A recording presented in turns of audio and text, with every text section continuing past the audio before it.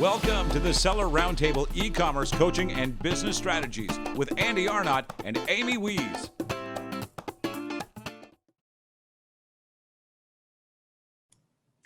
Hey, what's up everyone? It's Amy Wees here, and Andy is playing hooky again today, still in the middle of his move, but that is okay. We missed him a lot. We can't wait for him to be back.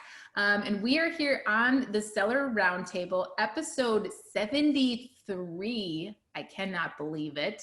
And speaking of threes, you guys have voted us number 3 in the seller poll. That's pretty cool. Of all the podcasts in the world for Amazon sellers, you have voted us number 3. So we appreciate it. Keep those votes coming. That's amazing. And I'm here today with Anthony Cofrancesco from Pickfu, and we're going to talk with Anthony about his journey as an entrepreneur. And we're going to talk about how you can get some really cool ideas for your products, for your packaging, for your designs, all kinds of stuff from other people who are happy to give you their opinion. So we're gonna talk about that today. Anthony, thank you so much for being here. Amy, thanks so much for having me. I'm excited to be on the Amazing at Home podcast. This is awesome. Yes, well, this is definitely, we can't just call it the Amazing at Home podcast, Seller's right? Roundtable, yeah, I'm excited. Yes, because we have the Seller Roundtable, but I love the Amazing at Home community and how the Titan community come together for this podcast. It's so cool having both really cool communities here. So the Amazing at Home community is definitely represented well here. Let's talk a little bit about you. Tell us a little bit, your title for this show was was quitting a job with Amazon. So this guy used to work for Amazon, okay, to scale a creative agency. So tell us a little bit about you, where you're from, your background, and whatever you want to share. Sure thing. So, I guess things started off for me. I grew up in a very small town in Maryland called Havre de Grace. Grew up there my whole life, and, very small town. When I went off to college, I went to the University of Florida, and I thought that I wanted to be a doctor, right? No idea why. I just thought doctors made a lot of money, and, went to school and pretty much just did awful my first few semesters. Eventually ended up getting into the business school, realized that was a little bit more my pace. And at the time I was studying, finance and accounting at the University of Florida. And I was able to, my first real working experience, I was able to land an internship with Verizon. And so it was their financial leadership development program, where essentially they're kind of grooming these interns for leadership positions in the finance and accounting departments. And back then I really thought that I wanted to be the next big CFO of America. That was the whole plan. That was the whole goal. And that internship, it was pretty cool because, at the end of the internship, you worked on a team of 3 people, and you actually got to present. So for 2 summers, I got to present to the CFO of Verizon and the entire executive leadership team. And so I was really going down that rabbit hole, and then things kind of switched. And it was when I started going down, as you can probably imagine, the rabbit hole of entrepreneurship. I was involved in the entrepreneurship club at the University of Florida, and we got some free tickets to go to San Francisco to the Lean Startup Conference. And I remember going to the conference, and the thing that I was thinking more than anything is because I was talking to all these different people. Wait, the Lean Startup Conference, is that like Eric Ries? Eric Ries, yeah, we got some free tickets. I didn't know anything about the Lean Startup at the time. I was just traveling. I didn't know he had a conference. That's cool. So I just read his book, The Lean Startup. We read it in our mastermind group together, and such a good book about validation and everything else. I'm going to look up that conference. Okay, please continue. Yeah. So it was awesome because, I remember going to the conference, and obviously a lot of the stuff they're talking about is you can start a business with very little resources. And in fact, it's all about validating the idea. And as well, I was meeting other people there, and I started to just think, and I was like, I feel like I'm at least as smart as these people. I'm at least, I can speak well. Why can't I go and do the exact same thing? And so at the time, that's when I really started to double down and look for smaller companies to work with. So at the time I was doing a lot of travel hacking, like really heavy travel hacking with credit cards and points and miles. And so I ended up landing. Okay, we're going to mark you down for an episode on that too, because that's really fun. Who wants to travel hack? Me, I just got into travel hacking this year, and well, I would say like just pre-COVID. I started taking like, really like getting all the credit cards and doing all that kind of stuff and getting tons of points. And then COVID happened and I'm like, where am I supposed to use all these points now? Anyway, we're gonna talk more about travel hacking too. Okay, please continue. Right. So I was super passionate about travel hacking. I think everyone, when they first start, it's like this amazing world. And so there was a blog, a website that I was reading called The Points Guy.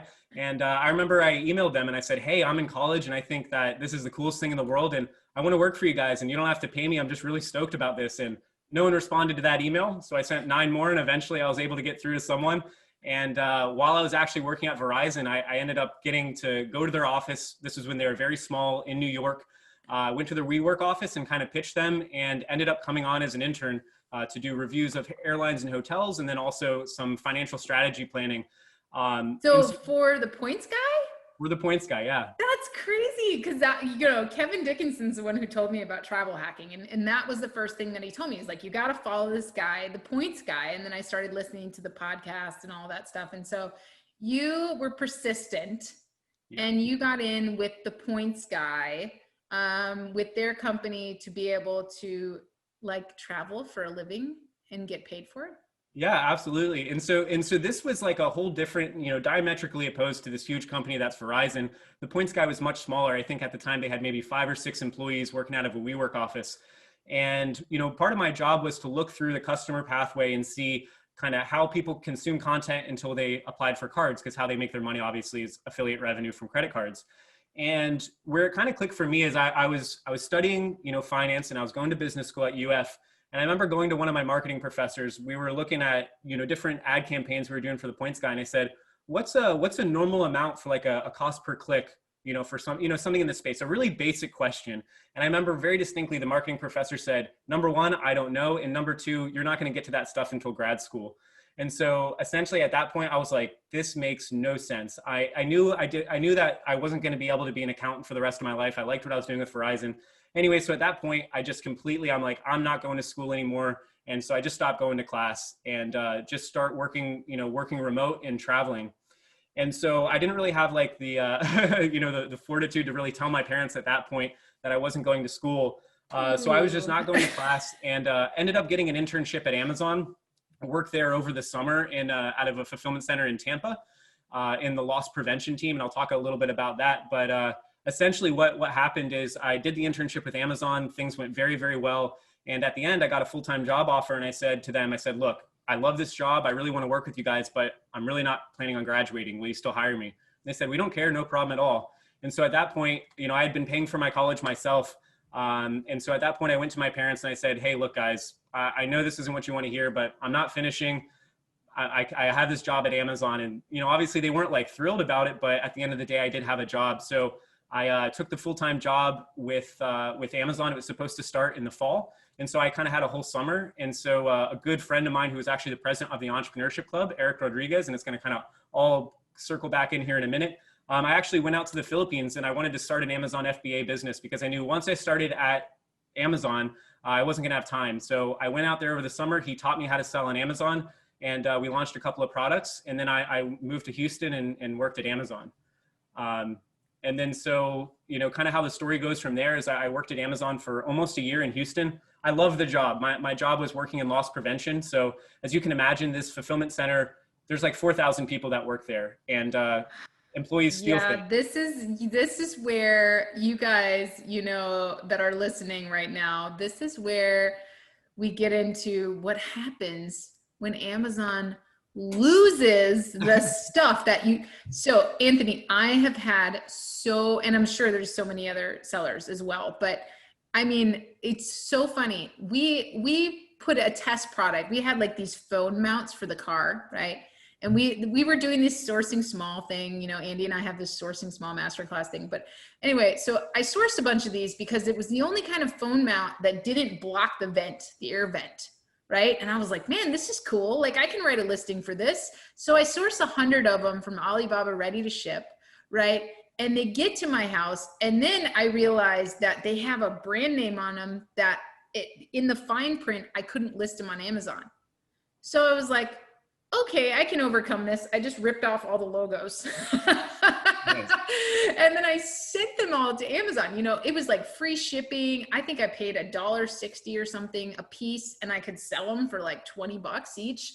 So the return on investment was really good. Profit was really good. So I send in these 100 units. Amazon does not ever check them in. Like a month goes by, they're gone, right? Like, what the heck? So, you know, we open up a case and we're like, what's going on with these? And so Amazon had to pay us for the retail price of these. And this is just one story. Like, I sold barbell clamps too, and I had them listed for $60 each. And I got shut down by an IP claim, but they lost those too. And the funny thing is, and I would love for you to hear your take on this, right?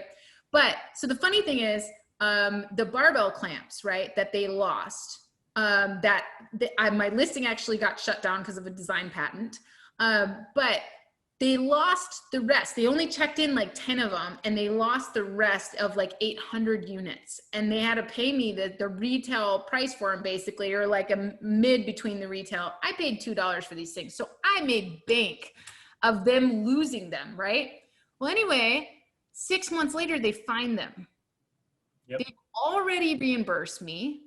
They send all of these barbell clamps back to us, and we sold out of them during COVID on eBay because 1 million people wanted these barbell clamps, right? Because they're all working out at home. Well, anyway, then you remember the phone mounts, right? Yeah. Phone mounts. Rashid, my husband, he does all of our inventory and stuff for our brand. He was on the phone the other day, and he's been on the phone forever. And I'm like, who are you on the phone with? And he goes, Amazon. They found 1 year later, they found these phone mounts. And Rashid's like, you guys already reimbursed us for them. Like, we can't do anything with them now. They're gone. Like, you know, it's not like we're going to suddenly start selling these things, right? Like, not our fault that you found them. You're going to have to figure out what to do with them, Amazon, right? So we're kind of like working with them on that. But anyway, so how does this happen, Anthony? How do these things get lost? Yeah, so I think what a lot of people don't realize is just the sheer size of these fulfillment centers. I mean, they're massive. So these things are like 1 million square feet. They're 4 stories tall. And like I said, there's like 4,000 workers that are working there during peak, and maybe even more at some other sites. And so the real thing is, I remember when I first went into the job, you know, that's kind of what made the job so interesting, right? Is because inventory deviations on a daily basis were just astronomical. You can't imagine. Because like you would have a pallet of laptops, and then someone puts it in the wrong place, and then it's like, okay, there's $100,000. And so part of the challenge was, you know, the minute and you got to realize too, these fulfillment centers are open 24 hours a day, and there's just a constant inflow of products that are being received, they're being stowed, and they're being shipped out. And so you got to imagine that every single time that someone touches a product, it's tracked. And so my whole job was really kind of deep diving and figuring out, okay, what was a legitimate inventory deviation based on a mistake, and what was actually based on employee theft or vendor fraud, or, you know, a range of different issues. And so, yeah, it happens all the time, and you wouldn't believe how often it happens, but it's just because of the volume is just so incredibly massive. And that's just one FC. In Houston alone, like I know San Antonio, I don't even know how many are there, but when I was in Houston, we were building out our 3rd fulfillment center, HOU 3. I was at HOU 2. There might be like 4 or 5 now. I don't even know. Yes, that is so crazy. I love that. You know, it's interesting to think about how many things could happen, and the amount of training that every employee has to have. You know, for any of us to grow our business, you know, Jeff Bezos originally, when he started Amazon, I saw a quote the other day, like he did not expect it to become what it is. You know, he just kind of started it. But, you know, think about the level of training that has to happen for 4,000 employees to not make these mistakes, and the level of software and programming and everything that has to play together in one smooth mechanism. You know, I mean, geez, you got to be like Lean Six Sigma black belts to make that happen. Well, you know? Yeah, and it was just crazy as well, because, you know, part of my job was when I was still there was we were looking to build out the new fulfillment center, HOU 3. And so I was part of that launch team. And the really crazy thing is, like, Amy, I was in an Amazon, they call it an AR site in Amazon Robotics. So they have those little Kiva robots that move the shelves. And I don't remember exactly what it was, but something that was like, we're on AR site, it's like version 27. And so when they build it the first time, like they have an exact playbook for exactly how to build these things, exactly where to put everything. And because they've had like 27 iterations, they're probably at like 50 or 100, who knows now, of their Amazon robotics site, of just making it slightly better and slightly better and slightly better until they arrive at that. And as far as training goes, this is something that I think a lot more companies should really double down in and think about, is they had a whole department just dedicated to training. So the same way you'd have like a management team or a marketing team, I think people should really start thinking of having a dedicated, once your business reaches a certain size, someone that is just dedicated to maintaining training, updating training, and making sure that it's being followed. Yes, the policy people. I mean, we definitely need that. I love, during our Inspire conference, that's what we focused on. We focused on future growth. And so we took a blank org chart and we said, okay, your business is not there right now. You're everything right now. You're the sales, the marketing, the inventory, the everything, but eventually when your business grows to 7 or 8 figures, what does that look like? Do you have a marketing team? Who do you hire first? So we had them fill out their whole org chart. And I love that. I love that, thinking about, somebody being dedicated, because when you think about selling your business too, right? When you think about selling your business, you really want to have really great SOPs, something that's easy to hand off. You don't want to hand somebody like a hot mess and they go, okay, wait, where's your list of suppliers? Who works here? How do they do their job? Oh my gosh, nope, no, thank you. I don't want to buy that. Right. So love that. So let's transition now. You worked for Amazon and you left Amazon. What happened next? To be completely honest, people have probably read the news and, you see these stories and they talk about Amazon being a terrible employer and whatnot. It's just completely untrue. It's just absolutely untrue. I loved working at Amazon. I was compensated incredibly well. The work culture was amazing. I really enjoyed it a lot. I have nothing negative to say. I loved my job in loss prevention. I highly recommend it. I got trained on how to interrogate people. Like, it was just an amazing job. The only thing I didn't like about it is, and this might be kind of complaining, but I had gotten the travel bug. At that point, I had probably been to 30 countries.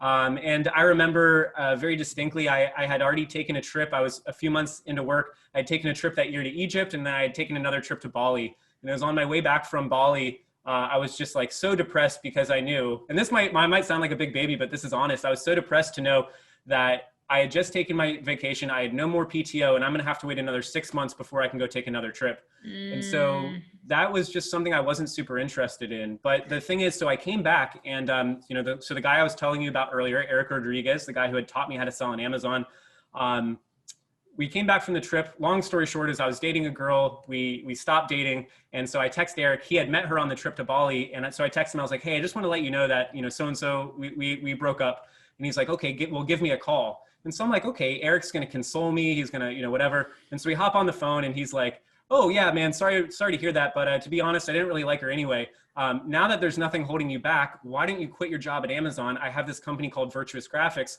Why don't you come out here? I really need help scaling this. I want to focus on my FBA business.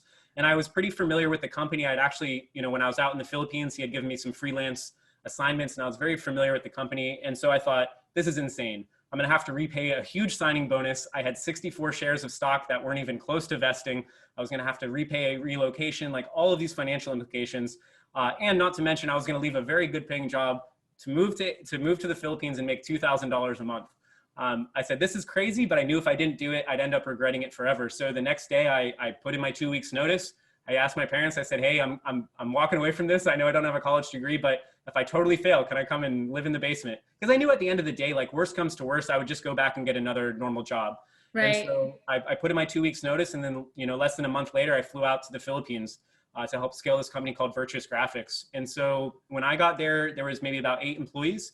And it was, my whole job was just to grow and scale the business. So at the time we were just doing photography and graphic design, and we built it out to include copywriting and video and grew the team to, at one point, almost 30 full-time creatives and just really scaled it. And that was what was next after Amazon.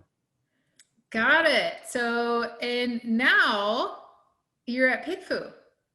Yeah, so we really built that business. Eric and I, we built it for about 2 years and grew it. I was really happy with it. But at some point, we just kind of hit a point where Eric was very focused in his FBA business. He really wasn't focusing on Virtuous Graphics, just kind of doing the maintenance and admin stuff. And so I said, hey, you know, at the time I said, look, we're getting to a point where this is beyond what I can handle. What, you know, there was kind of a right time and right place for a strategic buyer that was a private equity company that was rolling up FBA businesses. And at the time too, and I'll be completely honest about this, Virtuous Graphics wasn't, you know, service businesses, it's like from a profitability standpoint, it is a challenge. And for me, I wasn't really focused on profitability. I was focused on building the business. I said, let's bring in someone that can help me with increasing the profitability of the company and just, you know, building out the procedures and building out the standards. So back in September 2019, we sold the business to this private equity company. And then, you know, for about 6 months, helped to transition out. And, you know, we sold the business. Wasn't enough to like not stop working again, obviously. So I took a couple of months off. You know, long story short is what happened is, you know, so Virtuous Graphics isn't around anymore per se, but the company still does exist. They've just rebranded to another name. You know, for whatever reason, it wasn't able to work out with me being there and them being there. It's, you know, totally fine. It just, you know, sometimes that's the nature, that's the reality of things. And so Pickfu, I actually had met John and Justin at Prosper Show earlier, and Virtuous Graphics, we had integrated Pickfu into our service offerings. Something I actually came up with back then that I call progressive image testing, and we'll walk through a little bit of that. But long story short is I had heard of Pickfu at an advanced workshop.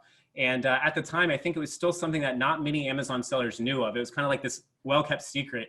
Yes, and, I would so agree. I approached Justin and John, and I said, I knew a lot about the product. I was a personal user of it. I thought it was fantastic. And so, you know, Justin and John are amazing people, but they will tell you at the end of the day, they're a bit nerdy. You know, they're engineers. That's their background. And so I pitched them on. I said, hey, look, I think this is an amazing tool that really can be integrated widespread into e-commerce. I'd love to come on, and, you know, I had a very good background in conversion optimization. Let me come out and help you guys promote this and help get this into, you know, actually to help sellers. And so that was back in March, and I made a presentation to them and made another presentation, and eventually they said, okay, cool, we'll give you a shot. And that's kind of what happened. And so, yeah. So I love that you took a leap basically to live life on your own terms, because that's really what you ended up doing. You know, you're working for, first you had a passion for working for all of these startups, which I would encourage any, you know, somebody who's getting their business started on Amazon that is wanting to kind of learn and grow. One of the best ways to do that is to either intern or get a job at one of these startups. I mean, because you can really learn for your own business where you have to start and the mistakes that you could make and where you would go, right? So I love that you took the time to leap in a small way, you know, and decided, I'm going to live life on my terms. We always talk about, you know, college and how after becoming entrepreneurs, we realize, you know, I got all these degrees on the wall in here. You know, I got 2 master's degrees. I got cum laude, Bachelor of Science. I got 2 more over here. I've got 5, you know, IT certifications back here, you know, great.